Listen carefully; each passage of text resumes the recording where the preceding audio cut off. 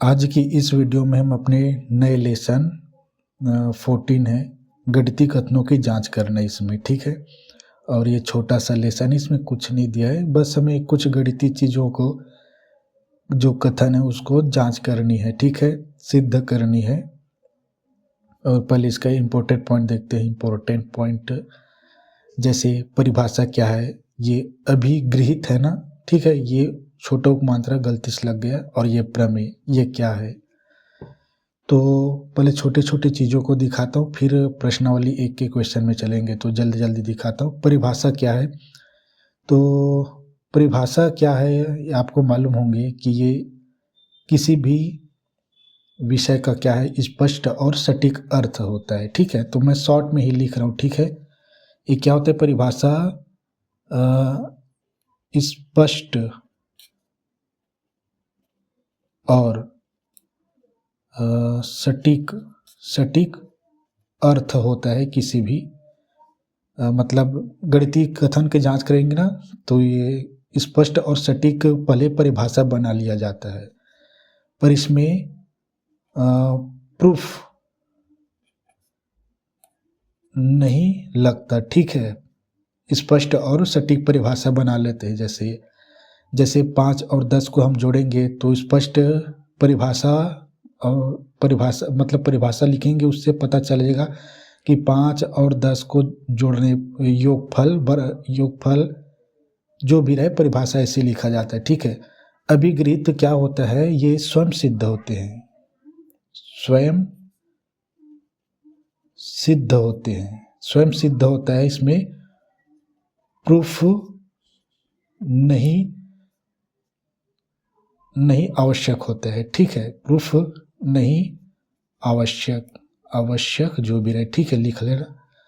तो अभिगृहित आपको मालूम होंगे, जैसे 1 + 2 = 3 होते हैं, ये अभिगृहित है, स्वयं सिद्ध है ना। यानी अभिगृहित जो होते हैं सर्वमान्य होते हैं। जैसे 1 और 2 को जोड़ेंगे तो 3 आएगा, ये अभिगृहित है, ठीक है। इसमें भी प्रमाण की, अब इसमें क्या प्रमाण दोगे, ठीक है। प्रमेय में होता है प्रमाण, ठीक है। तो प्रमेय क्या होता है, ये सिद्ध करना पड़ता है। प्रमेय को, जो गणितीय कथन होते हैं, सिद्ध करना पड़ता है। ये स्वयं सिद्ध मतलब प्राकृतिक रूप से सिद्ध है। जैसे 1 और 2 को जोड़ेंगे तो 3 होगा, ऐसे ही। परिभाषा आप जानते हैं, अगर हम 1 और 2 के योगफल लेंगे तो वह 3 के बराबर होता है, ऐसा स्पष्ट परिभाषा लिखा जाता है, ठीक है। सटीक अर्थ होता है, सिद्ध करना पड़ता है और प्रूफ देना पड़ता है। जैसे आपको याद होगा पाइथागोरस प्रमेय, बहुत सारे प्रमेय है, ठीक है। तो प्रमेय यही है, सिद्ध करना पड़ता है। अभिगृहित स्वयं सिद्ध होते हैं, ठीक है। बहुत सारे अभिगृहित है, बहुत सारे, परिभाषा तो आप जानते होंगे, बहुत सारे अभिगृहित है। और प्रमेय अचानक नहीं आ जाता। प्रमेय बनाने के लिए पहले आपको स्पष्ट परिभाषा लिखना होता है, फिर अभिगृहित देखना होता है, ठीक है। इन दोनों का मिलाकर और आप प्रमाण देकर प्रमेय बना सकते हैं। तो ये ऐसे हो सकता है। ऐसे प्रमेय बराबर क्या हो सकता है, परिभाषा प्लस अभिगृहित, जो स्वयं सिद्ध होते प्राकृतिक तौर पे, ठीक है। परिभाषा प्लस अभिगृहित प्लस प्रूफ, इन तीनों को मिलकर ही प्रमेय बनता है। इन तीनों की आवश्यकता होती, ठीक है। इन तीनों को प्रमेय के रूप में बनाया जाता है।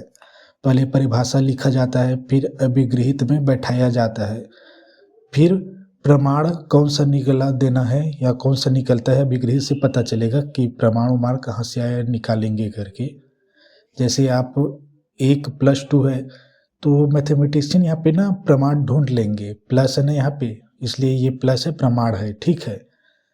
तो प्रमाण के तौर पे, प्रूफ के तौर पे प्लस आएंगे, ठीक है। तो ये प्लस, ठीक है। तो परिभाषा, अभिगृहित, प्रूफ, प्रमेय बनता है इन तीनों से मिलकर। क्योंकि इसकी आवश्यकता पड़ेगा ना इसमें प्रश्नावली एक के क्वेश्चन को हल करने में। तो अब कुछ छोटा छोटा और चीज़ देखो, जैसे प्राकृतिक संख्या क्या होता है। देखो, प्राकृतिक संख्या को नेचर नंबर बोलते हैं, ठीक है। पूरा लिख रहा हूँ इधर।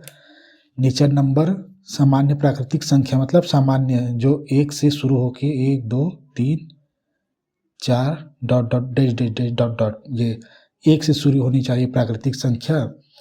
और इसको एन से दर्शाया जाता है, यही इम्पोर्टेंट है ना इसमें, एन से।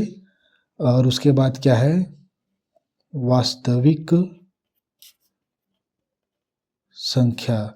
वास्तविक संख्या मतलब इसको आर से प्रेजेंट किया जाता है, मतलब रियल नंबर, ठीक है, रियल नंबर। वास्तविक संख्या सभी संख्या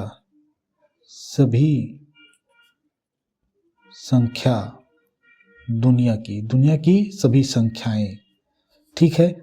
कोई भी संख्या हो सकता है, 0 दशमलव करणीय वर्ग कुछ भी, हर संख्या, चाहे वास्तविक संख्या में आते हैं सभी संख्याएं। आपको कुछ भी दिखे वह वास्तविक संख्या पहला तो, ठीक है। अब वास्तविक संख्या से आपको चुनना होता है प्राकृतिक और आकृतिक जो भी रहे, या पूर्णांक। तो चौथा यह देखो, पूर्णांक। पूर्णांक मतलब समझते हैं, पूर्णांक संख्या। वास्तविक मतलब समझ गए, वास्तविक रियल नंबर। प्राकृतिक मतलब हम प्राकृतिक रूप से 1 2 3 4 से गिनती करना शुरू करते हैं, इसलिए प्राकृतिक संख्या, ठीक है। और पूर्णांक मतलब पूर्ण अंक संख्या। इसको आई से प्रेजेंट करेंगे क्योंकि बुक में ये दिया है। इसको रियल मतलब वास्तविक, नेचर मतलब प्राकृतिक, इंटीजर से मतलब पूर्णांक, नंबर लिख लेना आगे। इंटीजर्स मतलब पूर्णांक संख्या। ये पूर्णांक संख्या पूर्णांक होनी चाहिए, दशमलव में नहीं होनी चाहिए, ठीक है, भिन्न में नहीं होनी चाहिए। तो थोड़ा सा कैसे दिख रहा है आज, इधर लाता हूँ जी। तो यह देखो, इंटीजर होता है ना, इंटीजर्स नंबर पूर्णांक संख्या, इसकी यूज होंगे ना, एन आर आई का यूज होंगे। संकेत से क्या है, परिभाषा या उसका कथन लिखेंगे। तो इंटीजर मतलब पूर्णांक संख्या, मान लो या -2 -1 0 +1 +2 डॉट डॉट डॉट, इधर से डॉट डॉट डॉट, मतलब ऋणात्मक संख्या और धनात्मक संख्या दोनों होंगे, ठीक है। क्योंकि पूर्ण है, दशमलव में नहीं है। 0 भी पूर्णांक संख्या में आते हैं, ठीक है, लेकिन इसमें 0 नहीं आते प्राकृतिक संख्या में, क्योंकि हम गिनती 0 से शुरू नहीं करते, 1 2 3 से शुरू करते हैं, ठीक है। तो आगे यह देखो, आगे चौथा एक और है, परिमेय संख्या। यह आवश्यक है, परिमेय। इधर दिख रहा है, इधर तो मस्त दिख रहा है। परिमेय संख्या क्यों से प्रेजेंट करेंगे। परिमेय संख्या, इसकी परिभाषा, इसको क्यों सेंट रैशनल, इसको क्वोशंट रैशनल बोलते हैं, ठीक है। परिमेय संख्या, ये परिमेय संख्या 3 हो सकता है, ठीक है, 3/1 हो सकता है, 3 के नीचे में /1 होता है, ठीक है, 5 हो सकता है, ठीक है, और सभी हो सकते हैं, लेकिन हर 0 नहीं होना चाहिए बस, हर 0 नहीं होना चाहिए बस, बाकी सभी संख्याएं हैं परिमेय संख्या होता है। परिमेय संख्या का परिभाषा यहीं पर लिख देता हूँ। परिभाषा यह देखो, किसी परिमेय संख्या, देखो किसी परिमेय संख्या क्यों बराबर क्यों बराबर P बटा क्यों हो, जहाँ P और P और ये क्यों पूर्णांक संख्या होनी चाहिए, दशमलव नहीं, ठीक है। पूर्णांक मतलब पूर्ण अंक, माइनस प्लस दोनों हो सकता है, ठीक है। दोनों ऋणात्मक हो सकता है, लेकिन यहाँ पे और डाल देता हूँ ऋण 6, जो ऋण 6 मतलब ऋणात्मक संख्या भी आ गई समझो, ठीक है। पूर्णांक हो तथा ये क्यों के, क्यों मतलब यहाँ पे हर है ना, क्यों के बराबर में 0 नहीं होना चाहिए, यही परिमेय संख्या की परिभाषा है समझो, ठीक है। किसी परिमेय संख्या मान लो क्यों है, उसके बराबर क्यों को देखो हम तीन क्या है, परिमेय संख्या है। तीन परिमेय संख्या क्यों है, क्योंकि 3 के नीचे में हम 1 लिख सकते हैं, 0 नहीं लिख सकते, ठीक है।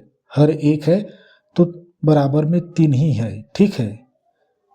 तो इसलिए 3 क्या है, परिमेय संख्या है, मतलब सभी पूर्णांक संख्याएं परिमेय संख्या होता है, क्योंकि 1 लिख सकते हैं। तो कुछ चीज़ें यहाँ पे है।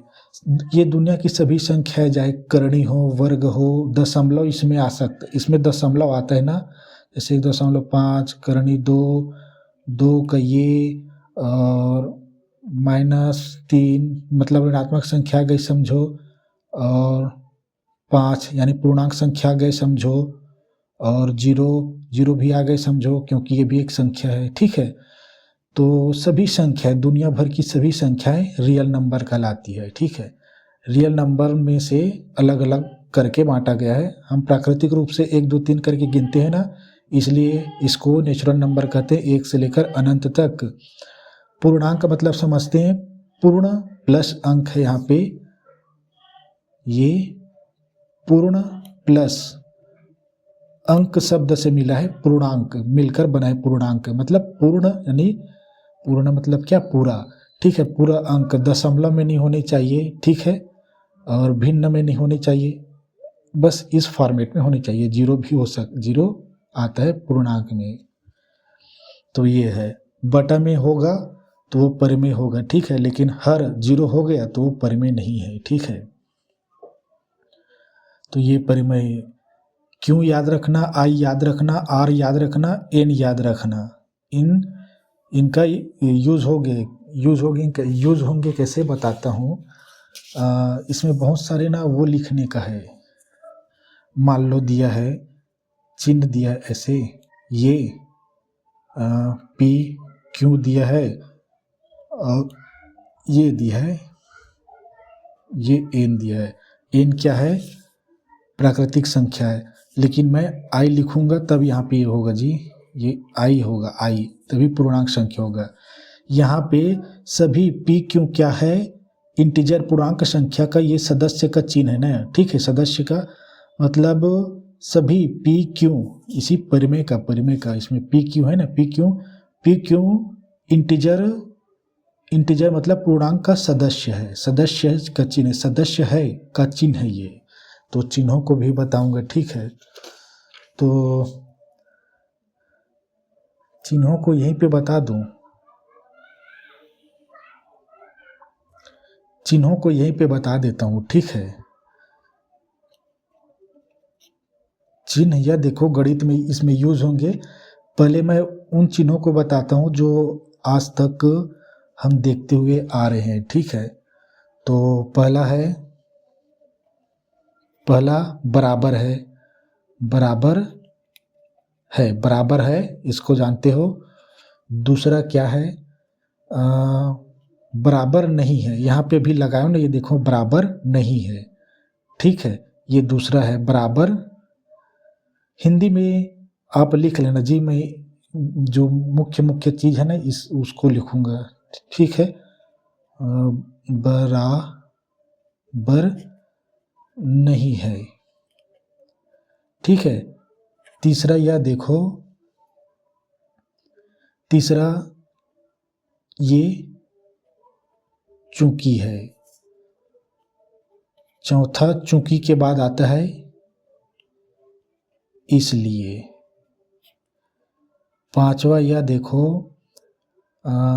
ये क्या, देखो हम बुक की ओर इधर लिखते ना, इधर लिखते ना, देखो याद रखना बड़ा और छोटा में हम लिखते हुए इधर जाते ना, तो ये साइन क्या दिखाता है, इधर की ओर, इधर की ओर, इधर की ओर जा रहे हैं लिखते हुए इधर, तो ये बड़ा का साइन है, ठीक है। से बड़ा, से बड़ा, से बड़ा है। पांचवा, छठा देखो इस साइन, ये साइन किधर हमें निर्देशित कर रहा है, इधर की ओर, इधर की ओर, ठीक है। हम कभी भी कॉपी में क्या होते हैं, लिखते हुए इधर आते हैं ना, हमेशा इधर लिखते हैं, यानी हम आगे बढ़ रहे हैं। आगे बढ़ना मतलब बड़ा, ठीक है। तो ये आगे बढ़ने का साइन दिखाई दे रहा है। अब छठा देखो, ये देखो उल्टा है इसका, से छोटा, छोटे से छोटा मतलब इधर घटते की ओर आ रहे हैं, मतलब बढ़ते क्रम में, घटते क्रम में इसका उपयोग होता है ना, इधर जा रहे हैं, अरे बढ़ते क्रम है, इसे होता है, ठीक है। अब छठा हो गया, ये सातवां, यह देखो कितना हो गया। जो यूज कर चुके हैं उन्हीं चिन्हों को पहले बता रहा हूँ, फिर कुछ ऐसे चिन्ह हैं जो पहली बार देखेंगे, ठीक है। 1 2 3 4 6 हो गया, 6। अब इसमें हाँ एक और चीज है, ये समरूप है, समरूप, इसको भी देख चुके हैं। और ये 8वां, ये सर्वांग सम है। समरूप में क्या है, आकृति बड़ा छोटा हो सकता है, ठीक है, लेकिन सर्वांग सम में ये सर्व अंग, सर्वांग मतलब सर्व अंग सर्व अंग मिलकर बना है, ठीक है। इसको अलग से लिख कर सर्वांग सम, इसको अलग दोनों को पहले बताता हूं। देखो समरूप क्या है, समरूप समान रूप होता है। जैसे ये त्रिभुज है और ये भी त्रिभुज है, दोनों समान रूप होंगे, ठीक है। लेकिन सर्वांग सम 2 शब्द से मिलकर बना है, 3 शब्द से, सर्व प्लस अंग, सभी अंग, सम मतलब समान, सभी अंग समान, सभी अंग समान होते हैं, ठीक है।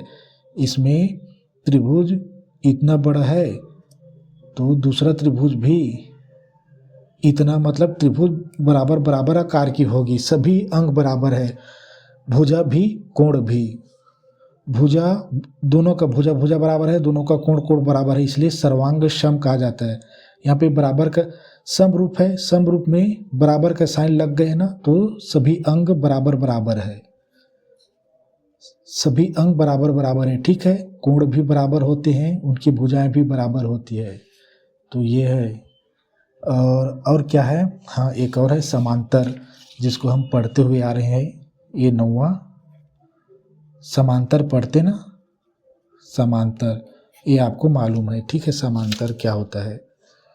तो समरूप में समांतर ये मालूम है ना, ये समांतर रेखा ABCD, छोटा बड़ा भुजा हो सकता है, AB समांतर है CD के, ऐसा लिखा जाता है, तो ये आपको मालूम है। तो 9 ये जो हम पढ़ते हुए आ रहे हैं, ठीक है। अब मैं ऐसे चिन्हों को लिखा रहा हूँ जो हम नहीं पढ़ते हैं। तो पहला ये मतलब 10वां से शुरू, ये ए है, देखो ए है ना, ये ए मतलब ऑल होता है, ठीक है, ए से ऑल, तो ये उल्टा साइन कर दिया है ऐसे, ए मतलब सभी के लिए, सभी के लिए या प्रत्येक के लिए, आपके बुक में होंगे, ठीक है। तो मुझे लिखाने की ज़रूरत नहीं है, आपके बुक में है, लेकिन मैं थोड़ा सा वो बता के लिख रहा हूँ। यहाँ पे चूंकि का बताते आता हूँ ना, चूंकि में क्या है, कारण लिखते हैं, उस कारण का कुछ हम जो बताते हैं, उसके बाद इस चूंकि लिखेंगे, फिर उसका हम प्रमाण देते हैं, इसलिए लिखते हैं, इसलिए, ठीक है। चूंकि या हिंदी में लिखते बैठते नहीं रहते, सीधा साइन लगाते हैं।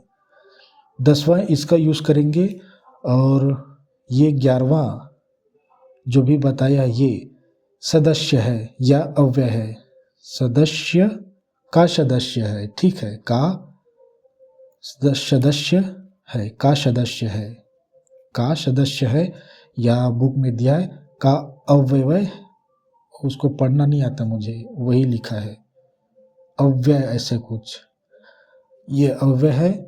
और 12 ये सी इसी का, और इसमें एक तिरछे लाइन काट दी है, मतलब का सदस्य नहीं है, ठीक है, नहीं है, काट दी, जैसे बराबर में काट दिए ना, बराबर है बराबर नहीं है, काट दिए। तो अब और कितना कि 12 हो गए, एक 13वां, यह देखो 13वां इसका यूज होगी ना, मैं क्रम अनुसार नहीं लिखा रहा हूँ, जो जानते थे उसको शुरू में, और 10 से इधर जो आएंगे इन दोनों का अधिक उपयोग होगा, 10वां और ये 11वां का सदस्य है, याद रखना सभी के लिए, तो इन दोनों का यूज सर्वाधिक है, यानी इसका भी होगा, यानी इसमें एक लाइन खींच दिया, यानी का सदस्य नहीं है, अव्यय ऐसा कुछ लिखा है।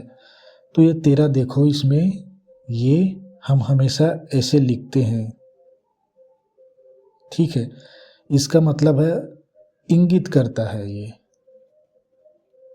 इंगित करता है, या अंतर्भाव, इसको याद रखना, अंतर भाव का उपयोग बुक में ही दिया है। इंगित करता है यानी क्या, इंगित करता है मतलब संकेत देता है, या इंगित कर पहचान कराता है, ठीक है, इंगित करता मतलब पहचान कराता है। थोड़ा सा इधर धुंधला है और इधर थोड़ा अच्छा है, तो ठीक है, ऐसे ही लिख लेना। अब यहीं पे कुछ ऐसे चीज़ लिखा रहा हूँ जिसकी आवश्यकता और होगी, ये लास्ट है और ना, जैसे पहला सम संख्या, दूसरा विषम संख्या, इनकी आवश्यकता होगी, ठीक है। 2m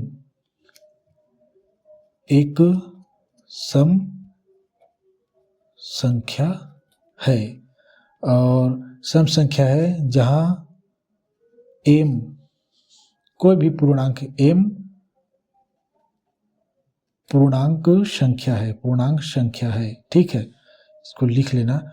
अब विषम में देखो, ये सम संख्या है, सम संख्या में एक जोड़ देते हैं तो वो विषम संख्या बन जाती है, जैसे 2m, ये 2m सम संख्या है, सम संख्या में हम +1 जोड़ दे तो अब ये विषम संख्या बन गई। कैसे देखो, जैसे 3 है, ये 4 है, सम संख्या है, सम संख्या में 1 जोड़ दो तो कितना होगा 5, ये 5 क्या है, विषम संख्या है।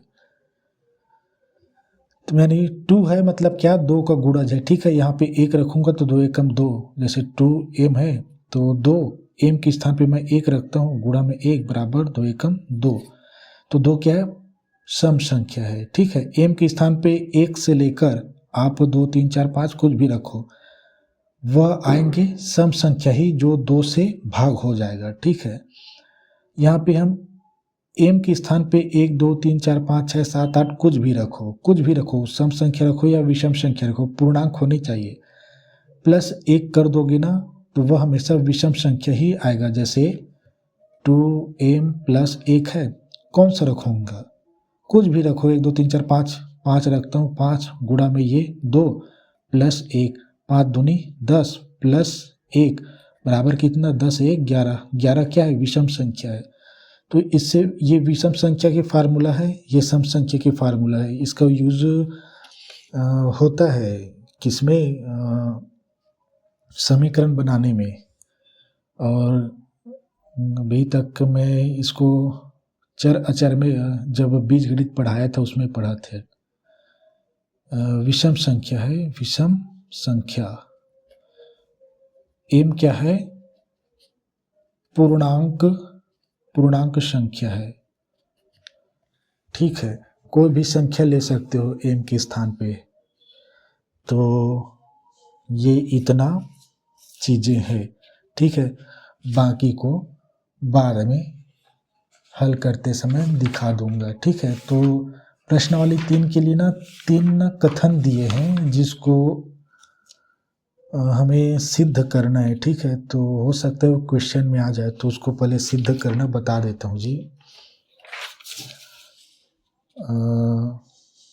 इसी से शुरू करता हूँ।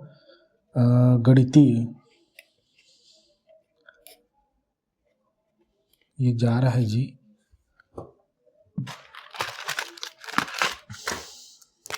गणितीय कथनों को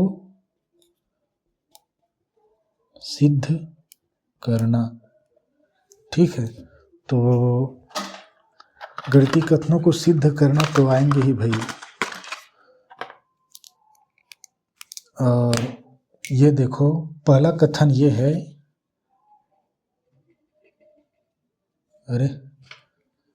पहला कथन ये है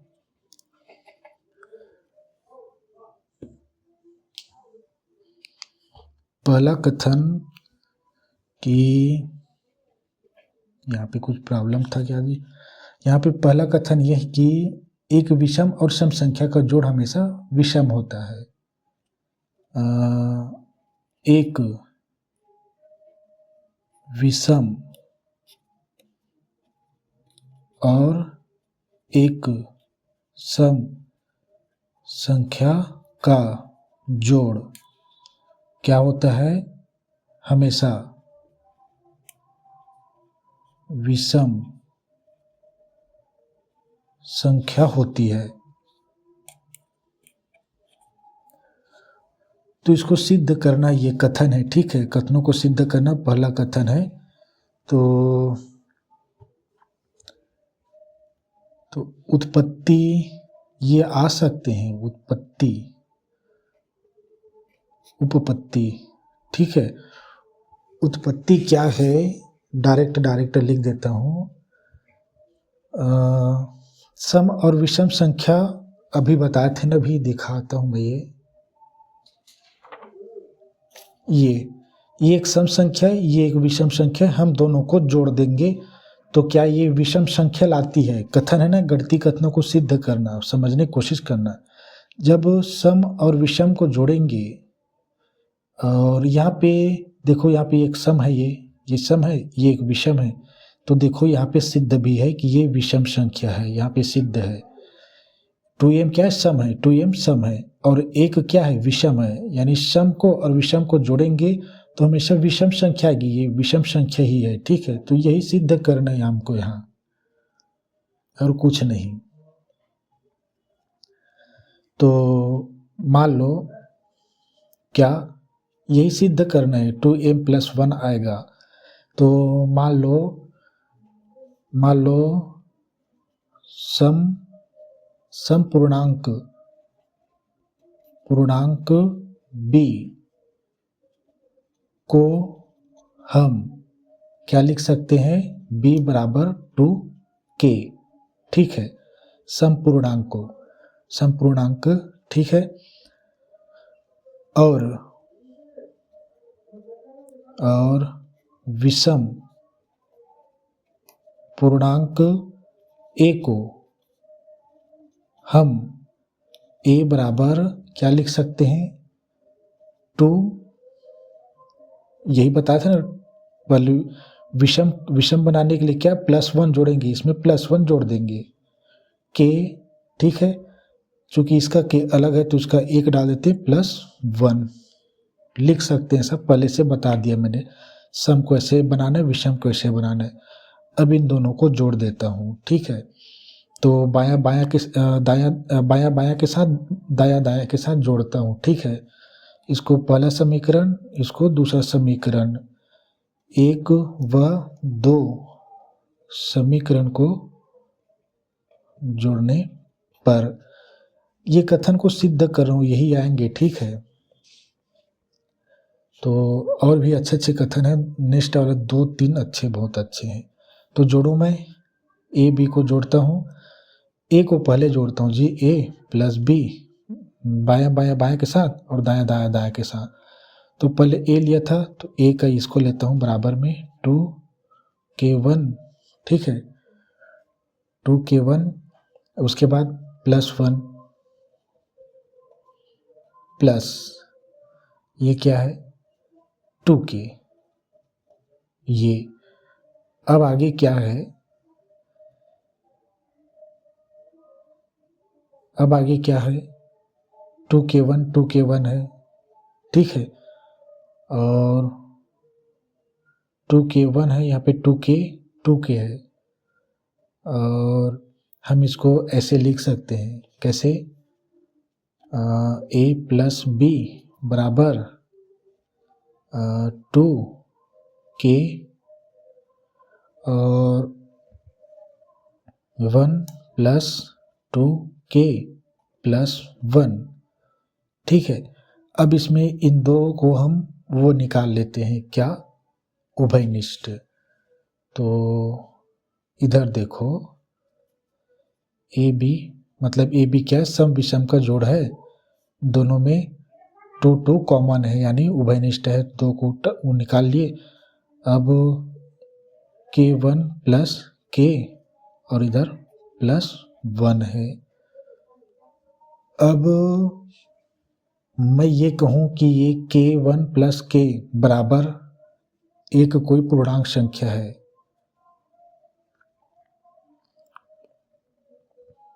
माना k1 प्लस k बराबर m कोई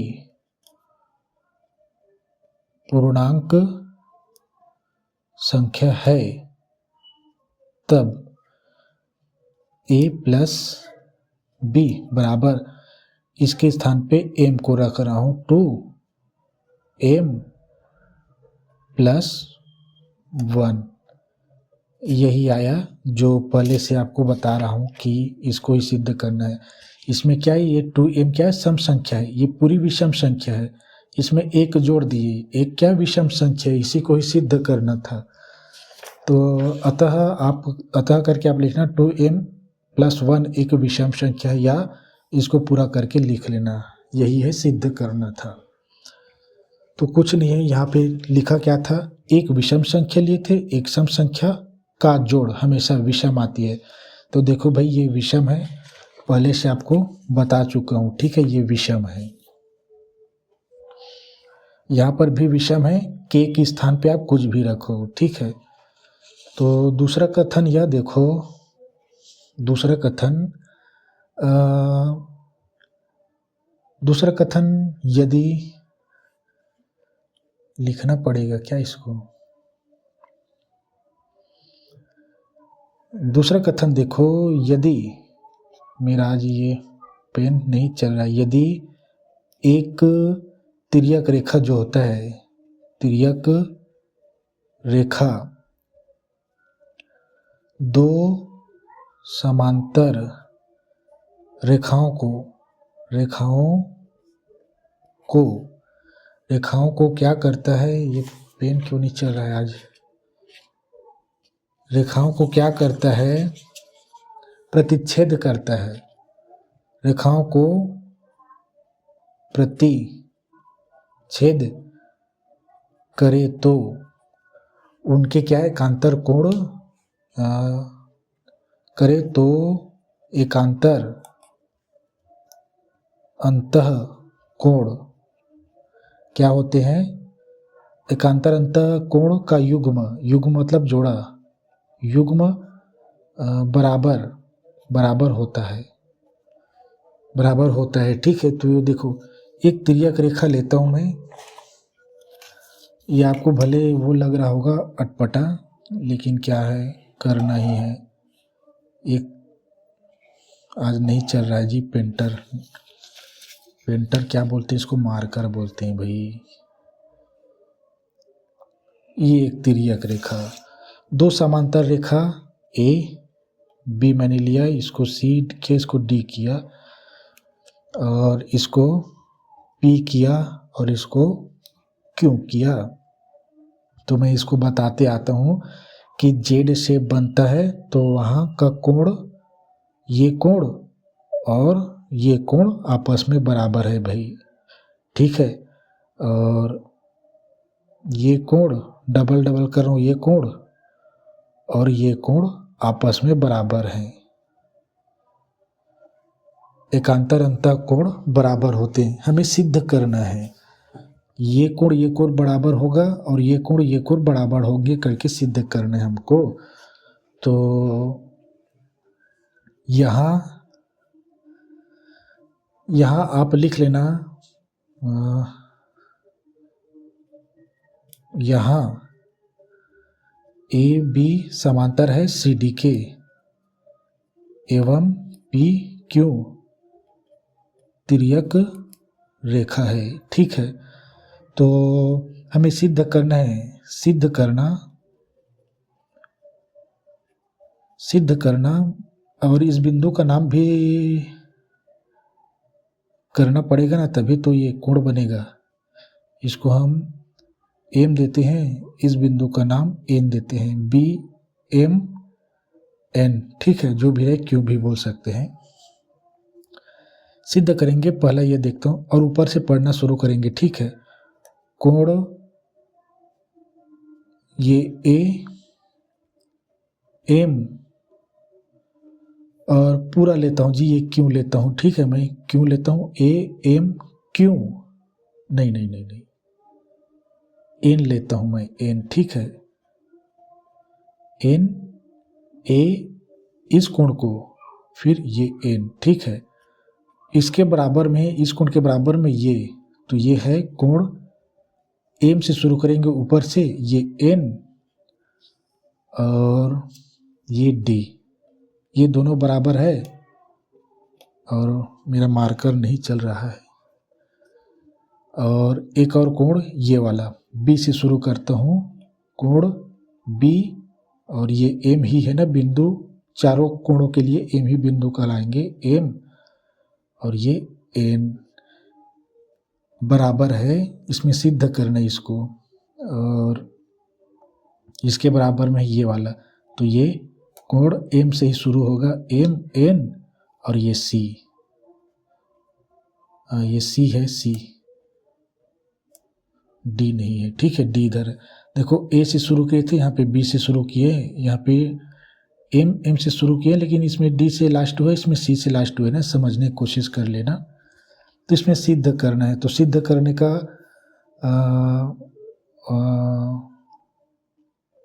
तरीके होते हैं। कितने तरीके होते हैं उसको मैंने नहीं लिखा है क्या, उसको कि प्रमेय, पूर्व का प्रमेय, परिभाषा और अभिगृहित, इन्हीं का उपयोग करके हमें सिद्ध करना होता है, ठीक है। तो 1 2 तीनों का उपयोग करके सिद्ध करना होता है किसी भी कथन को, ठीक है। तो यहाँ पे आपको मालूम होंगे कि ये पी एम बी ये कोण और ए देखो, चूंकि पी एम बी कोण पी एम बी बराबर है कोण ए एम, यही ए एम एन क्यों बराबर है, ये शीर्षाभिमुख कोण, ये कोण शीर्षाभिमुख कोण है, ये दोनों कोण शीर्षाभिमुख कोण आपस में बराबर होते हैं।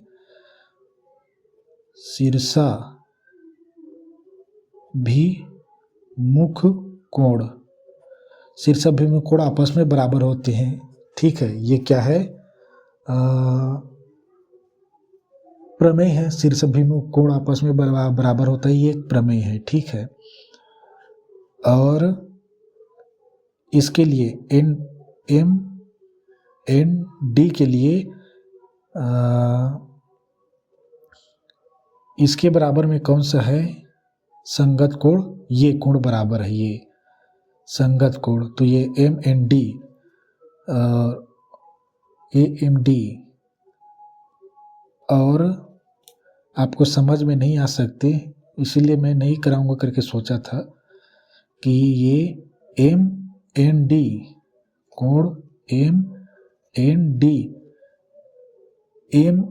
डी बराबर है पी एम बी कोण पी एम बी। क्यों? क्योंकि ये संगत कोण है। ठीक है, यहाँ पे क्या है, यहाँ पे ऐसे बताता हूँ मैं, ये बराबर है, ये संगत कोण अभिगृहित है, ये अभिगृहित होता है संगत कोण। देखो संगत कोण बराबर क्यों होते हैं, देखो ये दोनों समांतर है ना, तो दोनों बराबर है। तिर्यक रेखा सीधी जा रही है ना, सीधी, बिल्कुल सीधी है, तो ये कोण है, संगत है। देखो यहाँ पर भी 4 कोण बनेंगे। ठीक है, ये 4 कोण, यहाँ पर भी 4 कोण बनेंगे। ये चारों कोण का जो संगत है, ये 1 है तो ये भी 1 है, ये 2 है तो ये 2 है, ये 3 है तो ये 3 है, ये 4 है तो ये 4 है। यहाँ पे 4 आपस में बराबर रहेंगे, 3 आपस में बराबर रहेंगे, 2 आपस में बराबर रहेंगे, 1 आपस में बराबर रहेंगे, क्योंकि ये संगत कोण है। क्योंकि इसके जो समांतर रेखा है, एक बराबर चली समांतर है और केवल एक तिरछी रेखा काट रही है, दोनों को बराबर कोण बनाते हुए काटेंगे। यहाँ पर जो सेम टू सेम कोण बने हैं वैसे ही यहाँ पर भी बनते हैं। ठीक है, यानी संगत होते हैं, यही कह रहा हूँ मैं, संगत कोण है। तो यहाँ पे देखो पी एम बी के बराबर में ये दोनों है, इसलिए यह दोनों कोण बराबर है। ठीक है, इसको समीकरण 1 उपरोक्त से इसको समीकरण 1 मान लेना, इसको समीकरण 2 मान लेना। समीकरण 1 व 2 से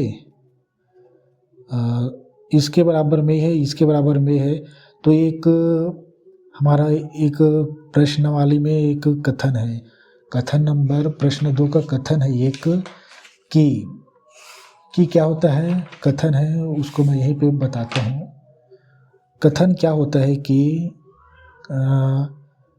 जब कोई चीज़ें आपस में बराबर हो और इन दोनों के बराबर में कोई तीसरी बराबर हो, देखो इन दोनों के बराबर में ये तीसरी है। ठीक है, ये तो यही है, इन दोनों किन्हीं 2 चीज़ों के बराबर में कोई तीसरी है तो यह तीसरी भी इन दोनों के बराबर में होती है। ठीक है, तो ये कथन ये है।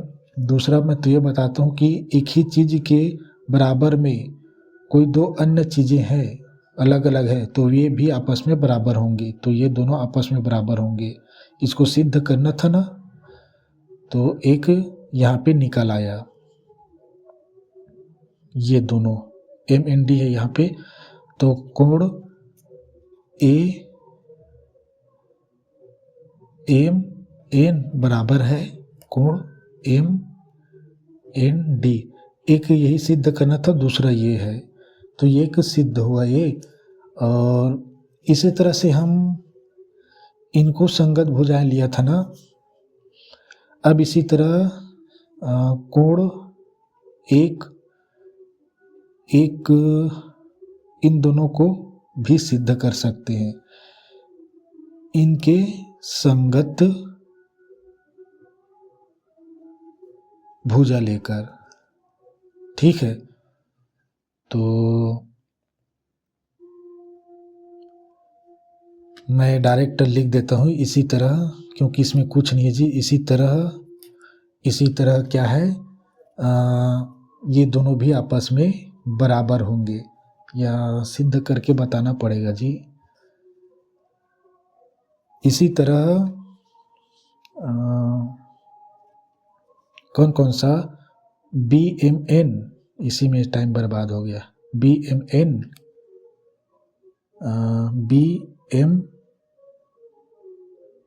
एन है ये। ठीक है, और ये एम एन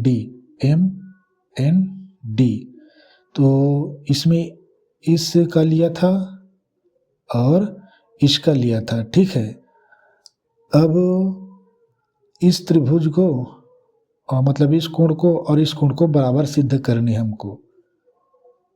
इसको तो कर दिए, 2 को कर दिए हमने, 2 को 2 लिखा उसको मैंने कर दिया, ठीक है। और ठीक है जी, ये दोनों भी आपस में बराबर हैं करके लिख देता हूँ। और यहाँ क्या है, यहाँ सिद्ध करना तो बताना पड़ेगा मुझे।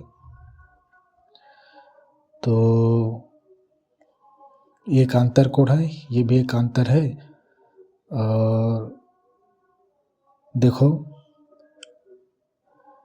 यहाँ पे हम एक एकांतर कोण लिए, ये कोण और ये कोण बराबर है, ठीक है। तो लेता हूँ मैं ये कोण, इसी तरह कोण क्यू एन डी बराबर है ये एम, यहाँ पे एम एन सी है ना, एम एन सी ऊपर से पढ़ रहे हैं इसको, एम एन सी बराबर में है, क्यों, शीर्षाभिमुख कोण यहाँ पे लिख लेना, ठीक है, शीर्षाभिमुख कोण लिख लेना, ठीक है। अब क्या,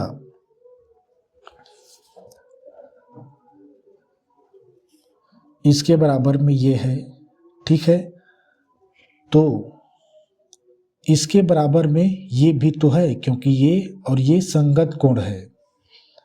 तो यहाँ पे कोण क्यू एन डी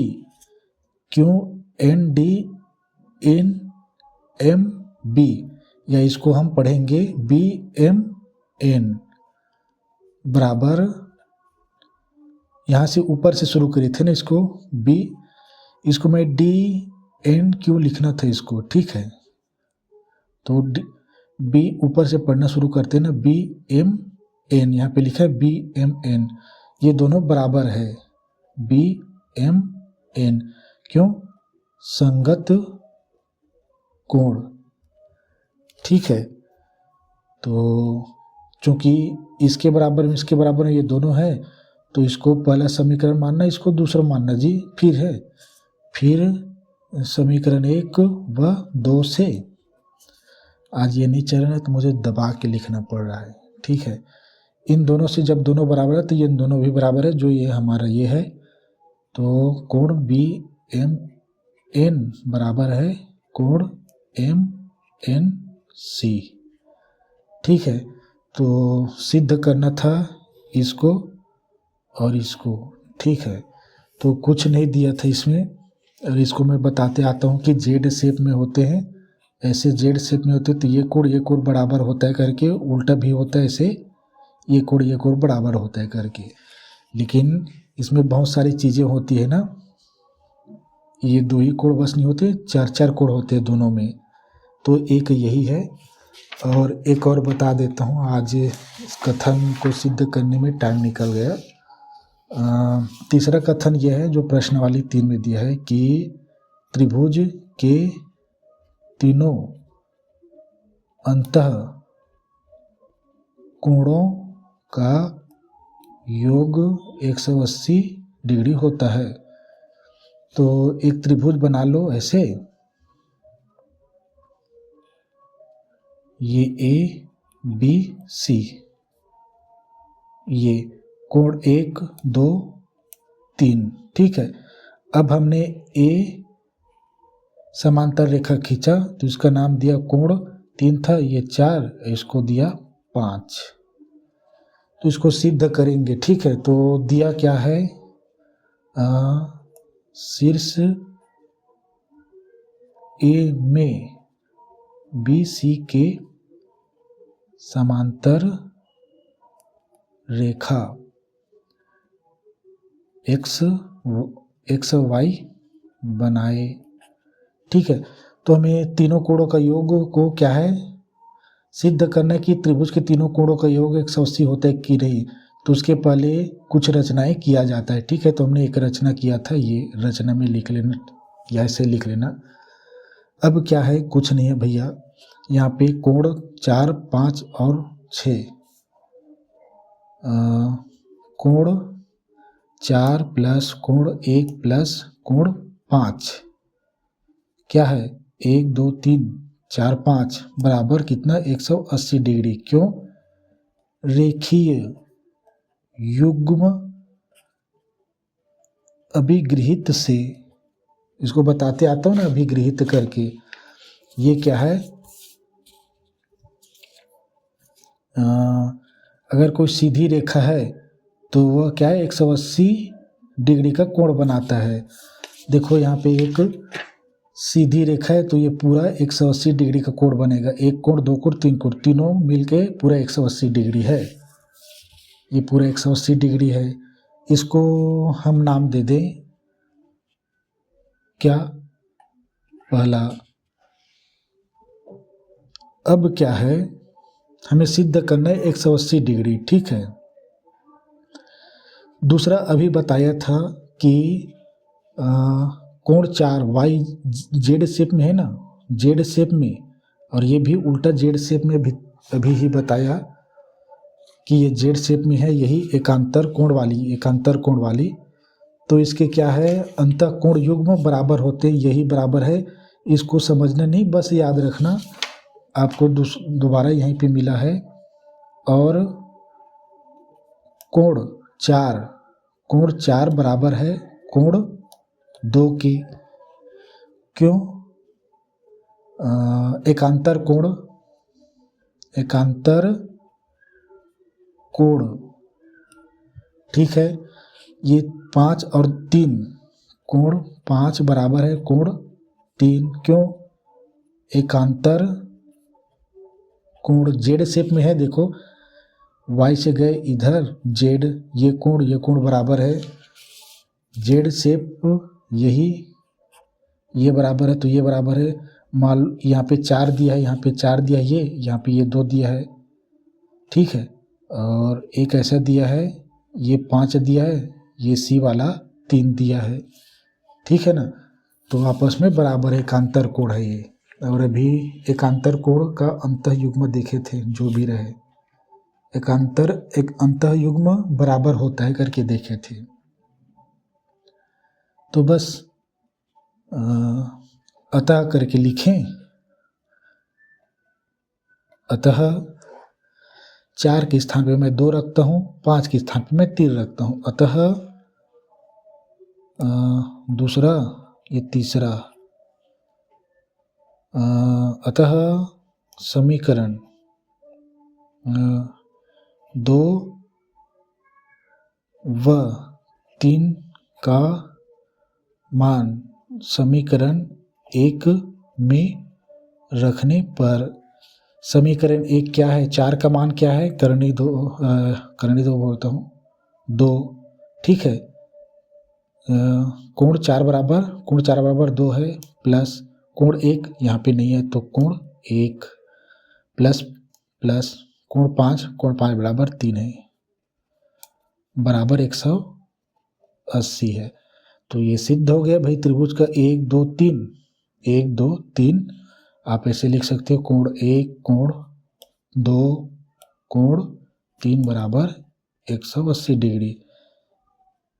सिद्ध हो जो एक कथन 180 डिग्री दिया है। क्या यूज़ किए थे इसमें, रेखी युग्म अभिगृहित यूज़ किए थे, जो एक रेखा होती है उसमें पूरा 180 डिग्री कोण बनाता है। 3 कोण है, तीनों कोण आपस में 180 डिग्री में बटे हुए हैं। ये एकांतर कोण लिए, दोनों बराबर होते हैं, ठीक है। तो 4 के स्थान पे 2 लिख दिया, चूंकि दोनों बराबर है ना भाई। अगर कोण 3 अगर 60 है तो ये भी 60 है, ये 60 है ये तो 60 है, ये भी 60 है तो ये भी 60 है, ऐसे तो 60 120 हो गया, और ये हो गया 60, जो भी रहे। तो ऐसे सिद्ध किए जाते हैं। तो और इसमें और तो नहीं है, सीधा प्रश्नावली 1 का क्वेश्चन है, उसको यह देखो, यहीं पे दिखाता हूँ जी। प्रश्नावली 1 का क्वेश्चन देखो, पहला देखो, ठीक है। इसमें कुछ नहीं, सही गलत बताना बस है। तो ये रहा आपका जो स्क्रीन में दिखाई दे रहे, पहला प्रश्नावली का पहला क्वेश्चन। बताइए कि निम्नलिखित गणितीय कथन दिए, ठीक है। इसमें सीखने को मिलेगा, गणितीय कथन है ये सभी चीज़ें, सही है या गलत है बताना है, बस सही है गलत, और उत्तर का कारण भी लिखे करके दिया है। तो ये आप लिख लेंगे। अब बुक में देखेंगे मैं सीधा आंसर लिख रहा हूँ, ठीक है। तो पहला लिखा था चतुर्भुज के अंतःकोणों का योग 350 होता है, तो आंसर है गलत। 350 नहीं होता है, आप लिख लेना 360 डिग्री का होता है। चतुर्भुज क्या है, 360 डिग्री का होता है। दूसरा कोई आंसर क्वेश्चन लिखा था, गलत था ना ये, ठीक है। किसी वास्तविक संख्या बताया था ना, x के लिए x स्क्वायर बराबर 0, तो ये सही है, ठीक है। सही है। यहाँ पे दिया है x स्क्वायर के बड़ा है, से बड़ा है या बराबर है। इस साइन को नहीं लिखाया था इसमें, से बड़ा, के बराबर और बड़ा है ऐसा है, यहाँ पे लिखा है 0, ठीक है। तो वास्तविक संख्या था ना, x क्या था, वास्तविक संख्या था। इसको आगे लिखना ऐसे, x बराबर माना 0 क्या वास्तविक संख्या है, तो माना करके लिख लेना जी। माना x बराबर 0, तो x के स्थान पे मैं x के स्थान पे मैं 0 रखता हूँ, स्क्वायर करता हूँ, से बड़ा या 0, तो देखो 0 स्क्वायर बराबर 0 ही होता है, ठीक है। बराबर होगा, ठीक है। बड़ा तो नहीं है लेकिन बराबर है, से बड़ा या बराबर है, तो ये सही है, ठीक है।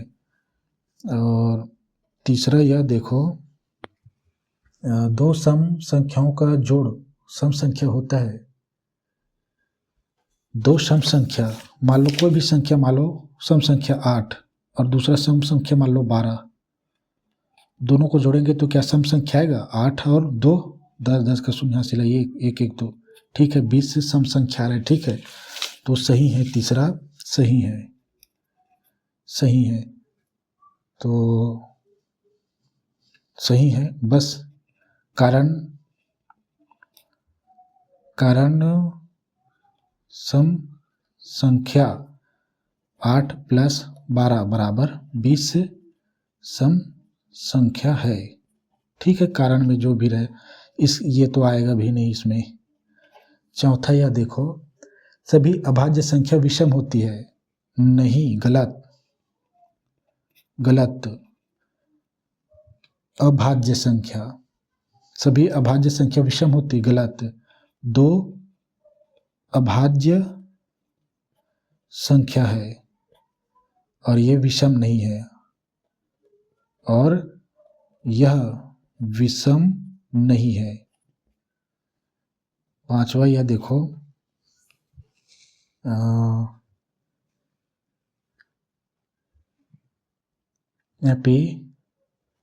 यहाँ पे 3n + 1 बराबर से बड़ा है 4, जहाँ n बराबर प्राकृतिक संख्या है, तो गलत है ये, ठीक है। गलत है। गलत क्यों, देखो 3n + 1 से बड़ा है, ये से बड़ा है 4, से बड़ा है 4, तो माना n प्राकृतिक संख्या बोला है ना, n यहाँ पे प्राकृतिक संख्या बोला था। माना n बराबर 1 2 3 लेने पर 4 से बड़ा आना चाहिए, ठीक है। ये 4 से बड़ा आना चाहिए, तो 3n के स्थान पे हम 1 लें + 1, 4 बराबर करता हूँ, 3 × 3 3 1 4, बड़ा है 4, तो गलत है। 4 आपस में बराबर होता है, ठीक है, बड़ा नहीं है। यहाँ पे एक ऐसा साइन होता, से बड़ा है या बराबर है, यहाँ पे ये वाला साइन लगना था, बड़ा या बराबर, तब ये सही होता। कुछ कारण नहीं है, छठा यह देखो, एक्स स्क्वायर बड़ा है 0, जहाँ एक्स वास्तविक संख्या है। तो गलत है ये, कैसे गलत है, कैसे? एक्स स्क्वायर बड़ा है 0 से, और एक्स को क्या बताए? वास्तविक संख्या है। तो वास्तविक संख्या 0 भी आता है ना। माना एक्स बराबर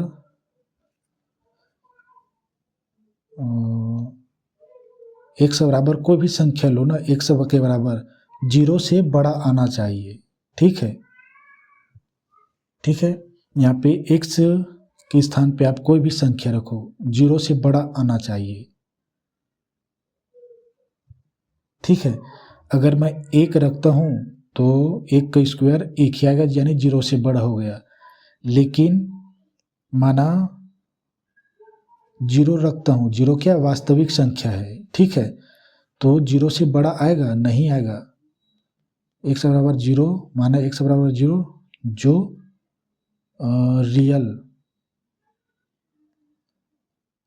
रियल नंबर है।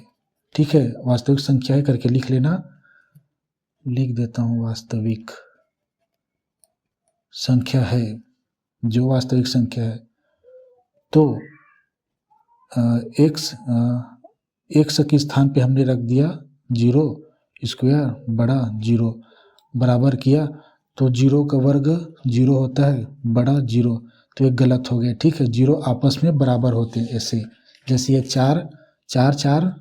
4 बराबर में 4, दायां पक्ष 4 रहे, यहाँ पर भी 4 रहे, तब ये संख्या सही है। 4 से बड़ा नहीं है, वैसे ही 0 आपस में बराबर होते हैं, 0 0 से बड़ा नहीं है। यहाँ पे 0 0 से बड़ा है करके लिख दिया है, तो ऐसा है। 6 हो गया, और कितना दिया जी? यहाँ पे ये दिया है, ये 7वां, यह देखो, a प्लस बी ब्रैकेट में है प्लस सी बराबर में a plus bracket into B plus C. तो ये सही है ना? सही है। क्यों? दोनों आपस में बराबर क्यों? क्योंकि प्लस प्लस में, देखो ब्रैकेट हटाता हूँ इसका, a प्लस बी, चूँकि प्लस में है ना ये, चूँकि c क्या है, गुणा में नहीं है। ठीक है, तो इस प्लस, या चूँकि ये प्लस में है तो चिन्हों में कोई परिवर्तन नहीं है, सी है। ये a लिया, प्लस का गुणा करेंगे तो प्लस प्लस में रहेंगे। देखो सभी आपस में प्लस प्लस है, इसको a प्लस बी सभी सही है, दोनों पक्ष बराबर है, यानी सही है। ठीक है, 8वां यह देखो,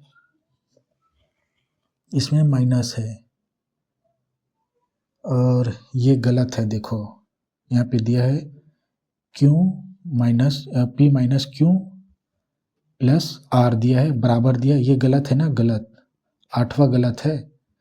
फिर आगे ब्रैकेट बस हटाना है आपको, p माइनस दिया है और ये q प्लस r दिया है, ब्रैकेट हटाता हूँ मैं। देखो प्लस है ना, ये प्लस है तो कोई चिन्हों में परिवर्तन नहीं होगा, p माइनस q, और यहाँ पे प्लस है, प्लस प्लस प्लस है, ये r।